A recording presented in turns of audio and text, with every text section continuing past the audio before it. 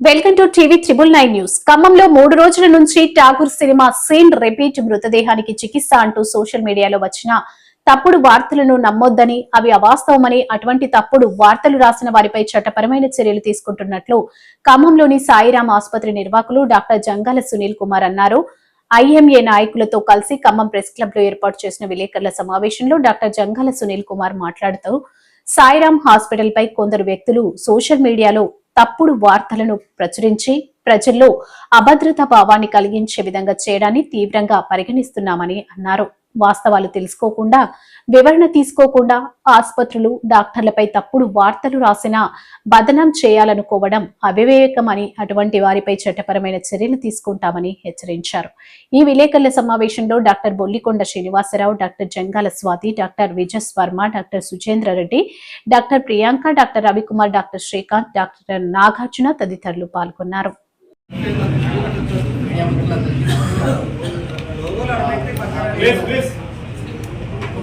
Kumar Jangala, gastroenterologist, Sairam hospital. Last 14 years క్రమంలో గ్యాస్ట్రాంటాలజిస్ట్గా పనిచేస్తున్నాను.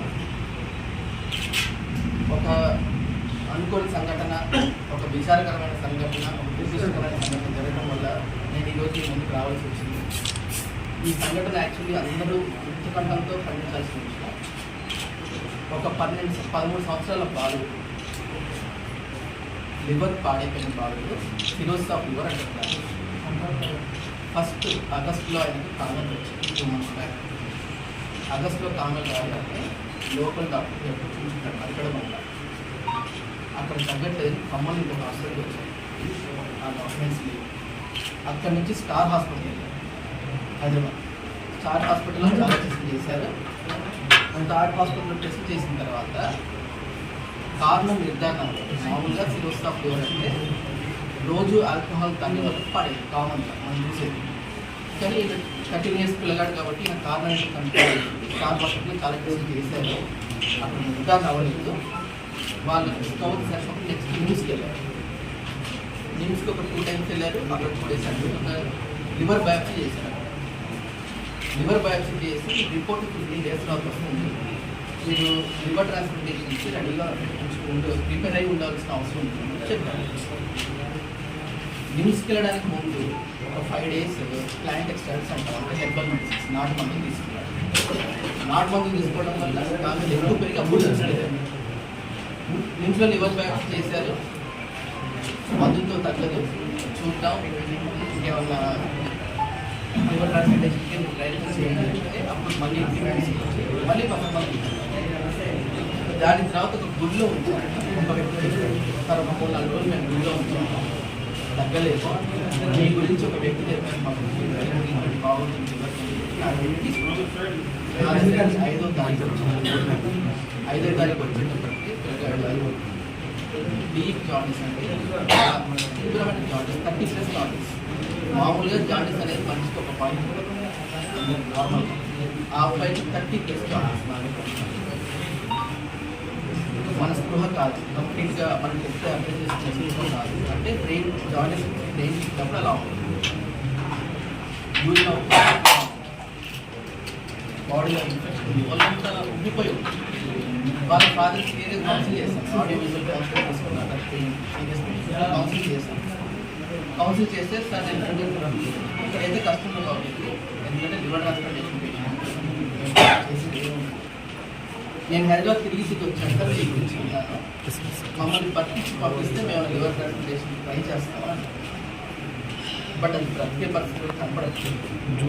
Explain చేశాను, కారణం తెలియదు. ఫస్ట్ ఎవరైనా డ్యామేజ్ అయిందో కారణం కూడా తెలియదు. స్టార్ హాస్పిటల్ బట్ రీజన్ ఏంటో తెలియదు. సో మా దగ్గర అడ్మిట్ చేసిన తర్వాత బీపీ డౌన్ అవుతాం, యూరిన్ తగ్గుతాం, 2 times డయాలసిస్. 9వ తారీఖు వెంటిలేటర్ డయాలసిస్ చేసిన తర్వాత కొంత బీపీసీ వేసిన తర్వాత వెంటిలేటర్ మీద షిఫ్ట్ చేసుకుంటారా, కంటిన్యూ చేస్తారని. లేదు సార్ మేము ఎక్కడికి వెళ్ళాం, హైదరాబాద్ తిరిగి వచ్చాం, ఎక్కడికి వెళ్ళే పరిస్థితి లేదు. 10వ తారీఖు అంటే ఇంతవరకు నాతో పేషెంట్ పేరెంట్స్ వాళ్ళ దగ్గర బంధువులే మాట్లాడుతున్నారు. 10వ తారీఖు వాళ్ళ ఊరు నుంచి కొంతమంది వచ్చారు. వ్యక్తి చూసి ఆల్రెడీ చనిపోయింది కదా, మీరు ఎందుకు ట్రీట్మెంట్ చేయించుకోవడం అనవసరం కదా. నాకు ఆ విషయం తెలిసి అటెండెన్స్ మీలో ఒక వ్యక్తి వెళ్ళండి, కాళ్ళు చేతులు కదులుతున్నాయని అంటే ట్రీట్మెంట్ తీసుకోండి.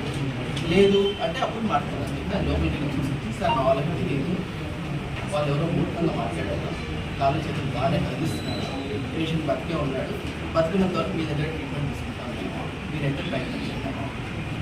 ఆ నెక్స్ట్ డే సార్ మీరు నమ్మకం లేదంటున్నారు కదా, ఇంకా మాకు డబ్బులు పెట్టుకోలేము, మమ్మల్ని పంపించండి, ఇంటికి పంపించండి. నేను గవర్నమెంట్ హాస్పిటల్కి పంపించాను.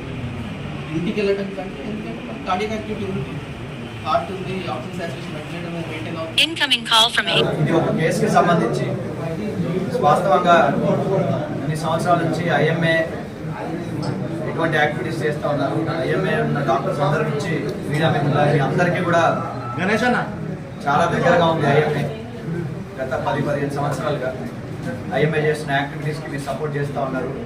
జరిగే ప్రాబ్లమ్స్ ఏదైనా కానీ మీరు దగ్గరుండి కొన్నిసార్లు మాకు సపోర్ట్గా ఉన్నారు, మేము కూడా మీకు సపోర్టింగ్గా ఉన్నాం.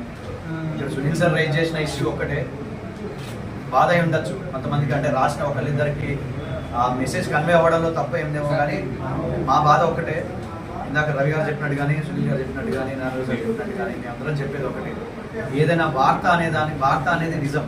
ఇందాక రవి గారు చెప్పినట్టు వార్తలో ఒక సైడ్ విని మాత్రమే ఇప్పుడు నాకు నచ్చింది నేను చెప్పుకుంటాను, కానీ వార్త రాసే వాళ్ళ డ్యూటీ, రెస్పాన్సిబిలిటీ, మీడియా మిత్రులుగా మీడియా అందరి రెస్పాన్సిబిలిటీ ఏంటంటే 2 వర్షన్స్ విన్న తర్వాత దాన్ని అనలైజ్ చేసుకొని దాంట్లో కరెక్ట్ ఏంటి, దాంట్లో సత్యం ఏంటి అనేది తెలుసుకొని రాయడమే అసలైన వార్త.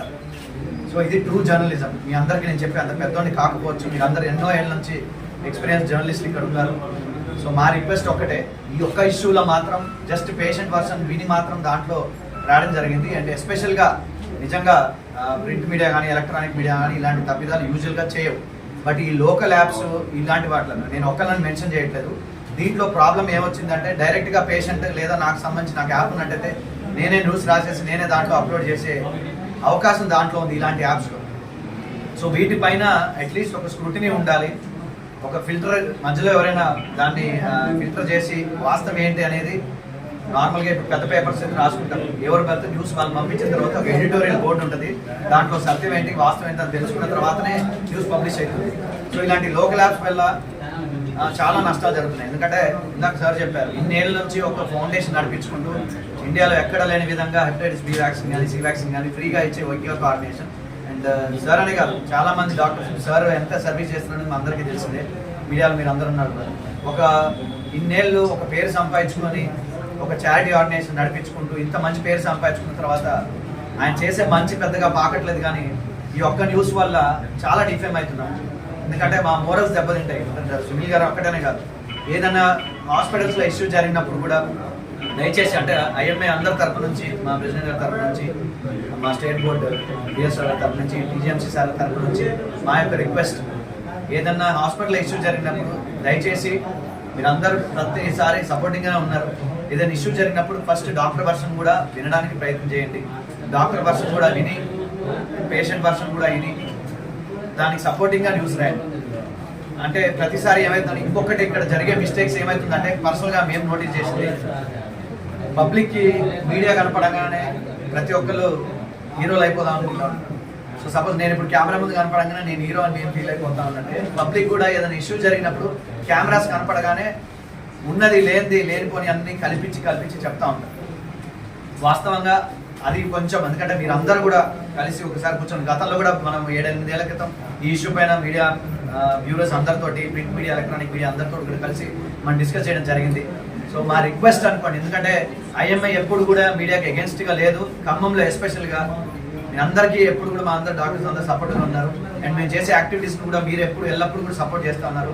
మా గురించి న్యూస్ రాస్తూ ఉన్నారు, ఇండివిజువల్గా ప్రతి ఒక్క డాక్టర్ గురించి వాళ్ళు చేసే కార్యక్రమాల గురించి ఎస్పెషల్గా మీరు వారంలో 2-3 సార్లు ప్రతి పేపర్లో ఏదో ఒక డాక్టర్ గురించి పాజిటివ్ న్యూస్ వస్తూ ఉన్నాయి. మాకు నిజంగా చాలా బూస్టింగ్ అనిపిస్తాయి ఇలాంటి న్యూస్ అన్ని కూడా. ఇలాంటి న్యూస్ అన్ని కూడా మీ అందరం నిజంగా చేసే యాక్టివిటీస్ని మీరు వాటి గురించి స్టోరీస్ రాస్తూ నిజంగా మమ్మల్ని సపోర్ట్ చేస్తున్నారు. వీటన్నిటికీ కూడా మీ అందరం కూడా కృతజ్ఞతలం. బట్ ఇలాంటి ఇష్యూస్ అయినప్పుడు కూడా దయచేసి ఐఎంఏ వాళ్ళని సంప్రదించి ఇలాంటి ఇష్యూస్, ఎందుకంటే ఒకసారి ఇలాంటి ఇష్యూస్ జరిగితే రెండోసారి ఇంకోటి జరగడానికి వాళ్ళకి భూతం అవుతా ఉంది. సో ఇలాంటి ఇష్యూస్ జరిగినప్పుడు దయచేసి మనందరం కూడా కలిసికట్టుగా మాకు సపోర్ట్, తప్పు జరిగిన చోట సపోర్ట్ చేయమని ఎప్పుడు కూడా ఆయన ఖండించదు, ఎప్పుడు కూడా చెప్పట్లేదు. ఎస్, కొన్నిసార్లు డాక్టర్ తప్పిదాలు జరుగుతాయి, ప్రతి చోట కూడా జరిగేవే. బట్ దాన్ని అనలైజ్ చేయడానికి ఒక కమిటీ ఉంటుంది, దానికి ఒక పద్ధతి ఉంటుంది. మేము ఎక్కడ కూడా హాస్పిటల్స్లో ఏ ఇష్యూ జరిగినా కూడా డాక్టర్ తప్పిదం ఉంటే ఇంటర్నల్గా డీల్ చేసుకునే హాస్పిటల్స్ చాలా ఉన్నాయి. నేను ఐ డోంట్ మెన్షన్, ఒకళ్ళని నేను మెన్షన్ చేయట్లేదు. మేబీ వాళ్ళకి తప్పని అనిపించుండొచ్చు, వాళ్ళు సెటిల్ చేసుకుండొచ్చు. కానీ తప్పు జరగని చోట డాక్టర్స్ కానీ, ఆ స్టాఫ్ కానీ, మేనేజ్మెంట్ కూడా ముందరకు వచ్చి ఫైట్ చేస్తూ ఉన్నారు. పోలీస్ కేసు పెట్టుకో, మనం సెటిల్మెంట్స్ మా దగ్గర లేవు, ఫైనాన్షియల్ సెటిల్మెంట్స్ వద్దు, పోలీస్ కేసు పెట్టుకోండి, కేసు పరంగా మేము డీల్ చేసుకుందాం అని ముందరకు వచ్చి అందరు కూడా ఒక్క కంటతో ఖండిస్తూ ఉన్నారు. ఐఎంఏ సభ్యులు అందరూ కూడా వాటికి సపోర్ట్ చేస్తున్నారు. సో మేము మా రిక్వెస్ట్ ఒకటే, ఇలాంటి న్యూస్ మీ దృష్టికి వచ్చినప్పుడు దయచేసి వాస్తవం ఏంటో తెలుసుకొని అది రాయండి అనేది ఒకే ఒక రిక్వెస్ట్.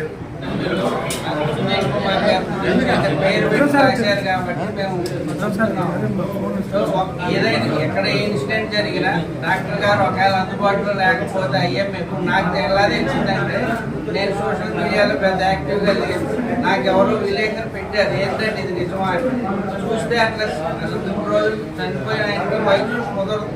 ఏ కేసులో అయినా 3 రోజుల తర్వాత 2 రోజుల తర్వాత మంచి కుళ్ళిపోతాం మొదలవుతుంది, వాసన వస్తుంది, వెంటిలేటర్ పెట్టిన. సో అలాంటి మీలో అవి మనం ఎవరు తెలుసుకుంటే అసలు ఆ వార్తే రాయము. వాళ్ళు చెప్పొచ్చు, పేషెంట్ అటెండెన్స్ రకరకాలు చెప్పొచ్చు, వాళ్ళ బాధలో చెప్పొచ్చు, కోపంలో చెప్పొచ్చు, డబ్బులు వసూలు చేయడానికి చెప్పొచ్చు, మనకి తెలియదు. కానీ మీకు బేసిక్గా చిన్న విషయం తెలిస్తే ఆ వార్తే రాదు అసలు. సెకండ్ ఏంటంటే, ఇప్పుడు సార్ బిజీగా ఉన్నారు, లేదేదైనా గొడవ అవుతుంది, మా వర్షం తెలియట్లేదు, ఐఎంఏనో ఎవరినన్నా అడిగితే అట్లీస్ట్ మేము కనుక్కున్నా చెప్తాం. మేము అడుగుతుంది సార్ వాళ్ళు చెప్పినట్టు 2 వర్షాలు వినండి, ఇది మీకు తెలిసిన న్యాయం లేదా న్యాయం అనుకున్నది అప్పుడు రాయండి. అసలు అడగకుండా సంప్రదించకుండా వాటి పోనది అభియోగం అని కూడా రాయట్లేదు, అది న్యూస్ లాగా రాస్తారు. మరణించారంట అంటే అభియోగం లాగా ఉంటుంది, మరణించాడు, దోశాడు అంటే మీరు కన్ఫర్మ్ చేసి రాసినట్టు ఉంటుంది. కొంచెం ఆ వర్డ్స్ కొంచెం మార్చి, అంటే మా కన్ఫర్మేషన్ రానప్పుడు లేదు మేము దొరకనప్పుడు రాయాల్సి వస్తే అట్లీస్ట్ మినిమం ఆ కన్సిడరేషన్ తీసుకోండి. అది అభియోగమే కాబట్టి అభియోగం లాగా రాస్తే కొద్దిగా గొప్ప మాకు కూడా బాగుంటుంది.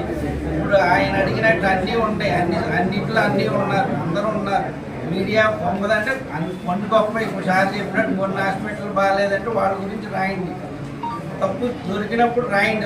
ఎవరు రాలేదు కదా, ఇప్పుడు సీఎంఆర్ఎఫ్ చెప్పారు మేము వచ్చి ఖండించాము, ఖండీలేదు కదా. ఇంకేదో జరిగింది, మేము ఎప్పుడు ఖండీలేదు కదా. వచ్చి జరిగినప్పుడు మేము వెళ్ళకుండానే ఉన్నాం, మీరు రాశారు, మేమేం అనలేదు. జరగనప్పుడు కనుక్కొని రాయమంటున్నాం, జరిగిందో మీకు తెలియకపోవచ్చు, బట్ మీరు ఒక వార్త కన్వే చేయాలి. 2 ఏపులు కనుక్కొని కన్వే చేయండి అంతే. తప్పులు చట్టం న్యాయం తర్వాత చూస్తుంది.